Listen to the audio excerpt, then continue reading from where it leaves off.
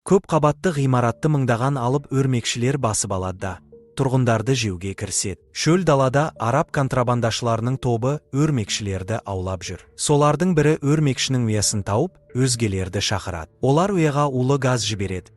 Бірақ дәл сол сәтте бір өрмекші ер адамның бетіне секіріп, шағып алады. Басқа өрмекшілер ұядан қашып шығады.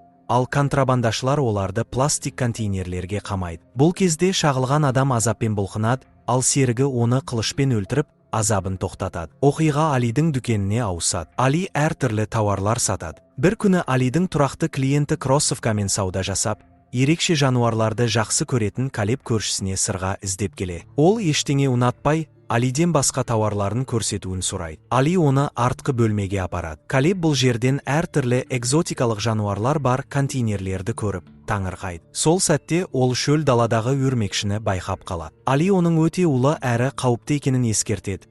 Бірақ Калеб бұл сөзге мән бермейді. Калеб сырғаны ғана емес, өрмекшіні де сатып алып, қала шетіндегі сұр көп қабатты үйіне қайтады. Үйге кіргенде Калеб аула сыпырушыға қоқыс шелегін қозғауға көмектеседі. Бірақ ол шелек жергілікті жасөспірімдер салған петарданың кесірінен жарылып кетеді. Ашуға булыққан Калеб олардың рюкзагындағы петардаларды тартып алып, оларды сөгіп тастайды. Кейін ол досы Матиспен кроссовка сақталған қоймада кездесіп, жаңа тапсырыстармен айналысады. Содан соң әпкесі Манонмен бірге тұратын пәтеріне оралады. Ол жануарларына жылу шамдарын орнатады. Ал өрмекшіні уақытша тесік аяқ киім қорабына салып қояды. Біраздан кейін ол әпкесімен ұрсып қалады.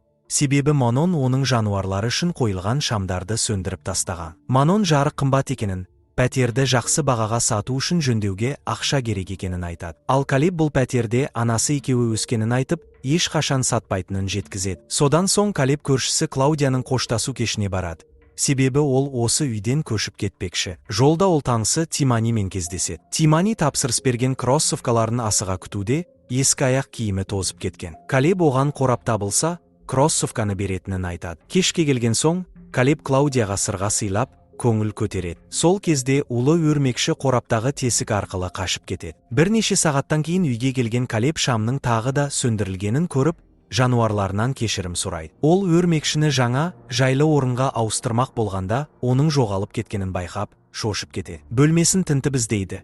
Бірақ өрмекшінің орнына көбелектер жиынтығының ішінде жұмбақ қуыршақты көреді. Ол Тиманиге арналған кроссовкаларды алып, қонақ бөлмеде ұйықтамақ болады. Мүмкін өрмекшіні ұстап қалармын деген үмітпен. Келесі күні таңертең бұрғының жағымсыз дыбысынан оянып, ашуланып әпкесінің жуынатын бөлмесіне кіреді. Ол жерде Манонмен қатар оның құрбысы Лила, жігіті, және бұрынғы достары Жорди мен Матис жөндеу жұмыстарын істеп жатқанын көреді. Матис Калебке жаңа кроссовка қорабын береді. Калеб жертөлеге түсіп, Тиманиге тапсырсын жеткізбек болады. Осы сәтте үй тұрғыны Гил оған жақындап, Калебті есірткі сатып жүр деп күдіктенеді. Бірақ еш дәлел таппай кетіп қалады. Пәтерге қайта оралғанда, Тимани жаңа кроссовканы киіп көреді. Бірақ өрмекші оны шағып алады. Тимани өрмекшіні өлтіргенімен, аяқ киімнен тағы бірнеше өрмекші шығып, оны аяусыз өлтіреді. Оның иті бәрін бақылап қарап тұрып, өлген өрмекшіні жеп қояды. Сол уақытта Калеб үйге оралады. Ол Жорди, Матис, Лила және Манонның оның экзотикалық жануарларын қызығып қарап жатқанын көреді. Оларды бөлмеден қуып шығып, есікті құлыптайды. Және өрмекші шықпасын деп, есік асты шүберекпен бекітеді. Алайда Калеб өрмекшінің әлдеқашан қашып қана қоймай, көбейіп, алғашқы құрбанын тапқаннан бейхабар еді. Тимани дірілдеп, ақыры өледі. Осы кезде Жорди мен Матис жөндеуді аяқтап, үйден кетпек болғанда, көршілер оларды кіреберісте тоқтатады. Олар Тиманиді көріп пе едіңдер деп сұрайды. Және оның иті жарты сағат бойы тынымсыз үріп жатқанын айтады. Алаңдаған тұрғындар Гилдің бастауымен Тиманидің есігін бұзып кіреді, жерде жатқан оның мәйітін көріп, қатты шошиды. Олар дереу полиция шақырады. Және не болғанын білгісі келеді. Кейбіреулер бұл вирустан болуы мүмкін деп болжайды. Бірақ Гил бұны есірткі мөлшерінен болған өлім деп сенеді. Полиция офицері уайымдайтын ештеңе жоқ екенін, үйде инфекция тарамағанын айтады. Бірақ тұрғындардың барлығы, тіпті бұл үйде тұрмайтындар да, осында қалып, денсаулығын бақылауы керек екенін ескертеді. Полиция Тиманидің мәйітін алып кетіп жатқанда, Калеб оның бір аяғында кроссовка жоқ екенін байқап, шын себепті сезсе де, оған сенгісі келмейді. Кейінірек Калеб, Манон және олардың достары пәтерде бас қосып, Тиманидің кенеттен болған өлімін талқылайды. Олар бұл ауру қалайша осыншалықты тез пайда болды деп түсіне алмайды. Манон Гилдің айтқаны дұрыс шығар деп, Калеб шынымен заңсыз заттар сатуы мүмкін деген ойын айтады. Бұл сөздер Калебтің жүрегіне тиеді. Жорди болса, бұл жағдай мүлде есірткіге ұқсамайтынын айтады. Осы уақытта аула сыпырушы Тиманидің пәтерін жинастырып жүріп, жуынатын бөлменің толығымен өрмек торына оранып қалғанын көреді. Ол өрмекшілерді өлтіру үшін инсектицид шашады. Бірақ өрмекшілер бұдан да көп екенін аңғарады. Улы аэрозолдан қашып құтылмақ болған ондаған өрмекші желдеткіш арқылы Лиланың жуынатын бөлмесіне өтеді. Сол сәтте Лила қолын жуып жатқан болатын. Желдеткіш қақпағы еденге құлап түскенін байқаған Лила оны орнына қоймақ болады.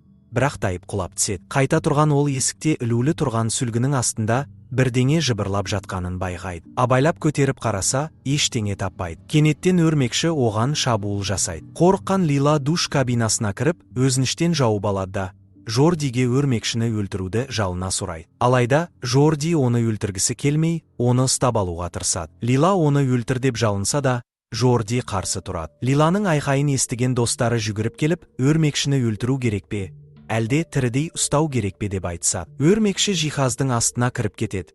Жорди оны швабрамен шығарып алуға тырысады. Кенеттен өрмекші душтың есігінде пайда болып, Жорди оны сүлгімен жауып, жерге тастап, басып кетеді. Сүлгіні көтергенде барлығы шошып кетеді. Бір ғана өрмекші, бірнеше кішкентай өрмекшілерге айналып, жан-жаққа бытырай қашады. Дәл сол сәтте құбырдан тағы да бірнеше өрмекші шығып, Лиланы дүрліктіреді. Ол душтан жүгіріп шығып, дәлізге ұмтылады. Достары өрмекшілер шықпасын деп жуынатын бөлменің есігін таспамен жауып тастайды. Жорди мен Матис өрмекші Калебтің бөлмесінен шыққан шығар деп күдіктенеді.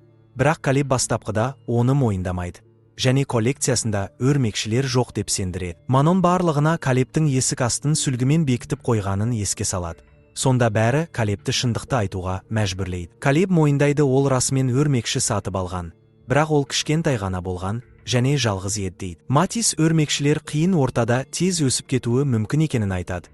Бірақ Калеб бұған сенгісі келмейді. Сол сәтте Жорди көбелектер ілулі тұрған жақтауды өрмек торы басып қалғанын байқайды. Калеб бұл жерден қуыршақты тапқанын айтып, өрмекші жылусыз өліп қалуы тиіс болғанын түсіндіреді. Бірақ Жорди сақтықпен қуыршақты көрсетуді сұрайды. Калеб оған қуыршақ салынған аяқ киім қорабын ұсынады. Жорди қорапты ашады, сосын қорқып кеткен олар өрмекшілер салынған қорапты дереу жауып, скотчпен орап тастайды. Сол кезде дәлізде аула сыпырушы тағы бір өрмекшіні таптап өлтіреді. Бірақ төбеде құс шырмалып қалған алып өрмек торын көреді. Қорқынышты жәндіктермен өзі күресуге бел буған ол сатымен көтеріліп, төбедегі плиталардың арасына шашады. Кенет бір өрмекші оның бетіне қарай секіріп түседі. Аула сыпырушы тепе-теңдігін жоғалтып, сатымен құлап түседі, баспалдақтан домалап кетеді. Осы уақытта Калеб пен қалғандары пәтердегі барлық саңлауларды жауып тастайды. Жорди полицейлердің бұйрығына қарамастан ғимараттан кету керек деп ұсынады. Барлығы келіседі, бірақ Калеб қалған тұрғындарды қиыншылықта қалдырғысы келмейді. Ол көршілерге жағдайды айтып, оларды өздерімен бірге алып кетуді ұсынады. Сөйтіп Калеб пен Матис есіктен есікке өтіп, тұрғындарды ескертеді. Алайда адамдар олардың ескертуін байыпты қабылдамайды. Кейбіреуі тіпті есікті де ашпайды. Калеб пен Матис төменге түсіп, Клаудияны іздейді.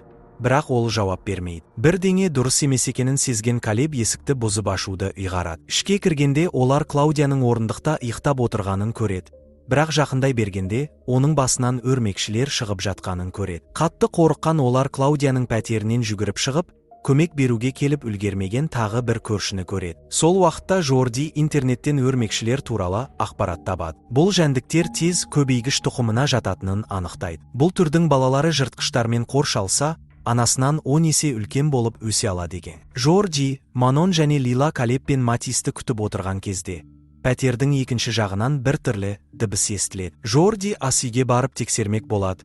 Бірақ қызыл сұйықтыққа тайып жығылады. Оның артынан Лила келіп, олар Тиманидің иті өліп жатқанын, ал одан алып өрмекші шығып жатқанын көреді. Өрмекшілер көбейіп, үй тұрғындарының көбісіне шабуыл жасап үлгереді. Калеб пен Матис пәтерге оралады, бірақ достары оларды есіктен кіргізбей, іште де қауіпті екенін ескертеді. Жылдам кету керек екенін түсінген олар дәлізде кенеттен Джилмен бетпе-бет келеді. Қашып бара жатқанын естіген Джил Калебті ұрып соға бастайды.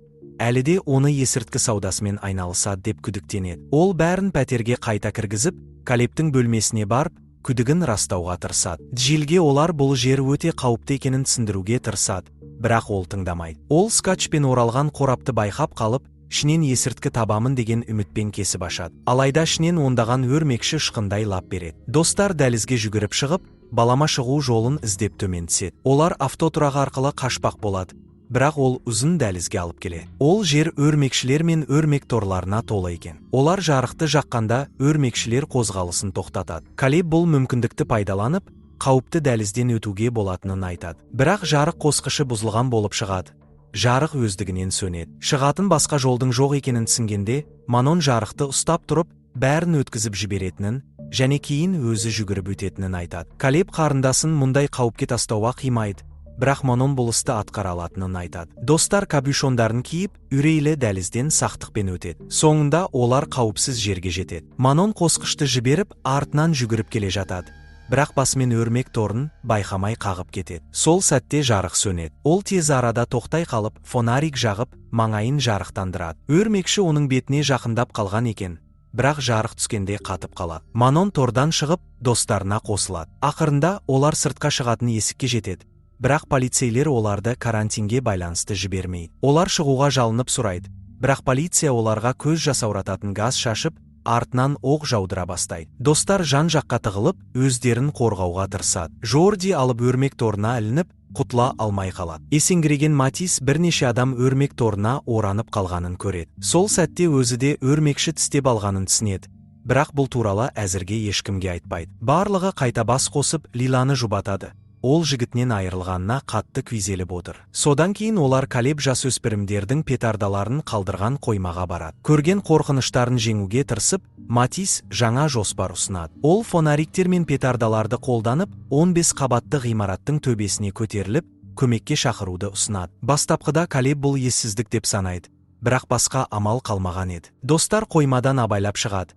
Жарықтың көмегімен өрмекшілерді қозғалмастай етеді. Баспалдаққа жеткенде Калеб Молотов коктейлін тұтатып, дәлізге лақтырады. Бірақ жалыннан қашқан өрмекшілер оларға қарай лап береді. Қатты қорыққан достар жоғарыға қарай жүгіріп, тек фонарикпен ғана оларды тоқтатып отырады. Жолдың жартысында олар Джилдің пәтеріне кіріп, тынығып, әрі қарай не істейтіндерін ақылдасуды ұйғарады. Кенеттен Калеб ашық терезенің жанында тұрған Лиланы байқап, секірмек болып жатыр ма деп қорқып қасына келеді. Бірақ Лила одан қауіп жоқ екенін айтып, неге Жорди екеуінің арасы бұзылғанын сұрайды. Калеб олар бала күннен бірге террариум ашуды армандағанын айтып береді. Бір күні Калеб үйге игуана әкеліп, ол Жордиді тістеп алады. Жара асқынып, оған ота жасауға тура келеді. Жорди бұл туралы полицияға хабарлаған соң, достықтары үзілген. Алайда Лила Жордидің шын мәнінде Калебті сатпағанын айтады. Ол бәріне скутерден құлап жарақат алдым деп айтып, Калебтің беделін қорғаған. Сол сәтте пәтерге бірнеше полицей кіріп, қаруларын достарға бағыттайды. Оларды жұқпалы ауру таратады деп күдіктенеді. Достар тістелмегенін айтып кетуге рұқсат сұрайды.